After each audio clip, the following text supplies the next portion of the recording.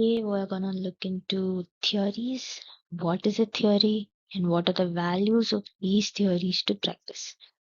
Now, theories are nothing but abstract ideas. They're simply ideas.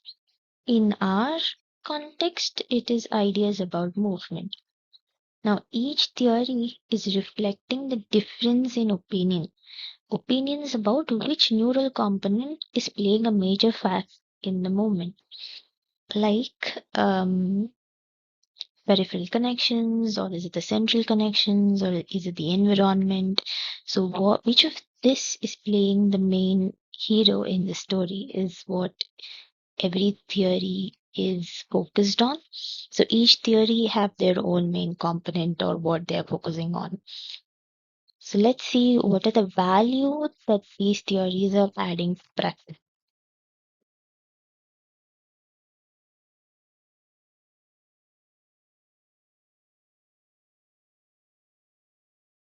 So what are the values? First, it is giving us a framework for interpreting behavior. Second, it is a guidelines for action because it is helping us understand both normal and abnormal movements. Third, it is giving us new ideas which are dynamic and evolving. It gives us new ideas about the examination part, the treatment part, both of them. So both examination and intervention ideas come from these theories. And the first one is it's a working hypothesis for examination and intervention. Theories cannot be clinically tested. They can't be clinically tested directly. But it is giving us an idea which could be formed into an hypothesis, which can become a research statement.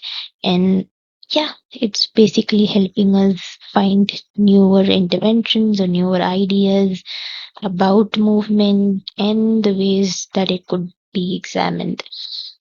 So in the next video, let's look into each theory in detail.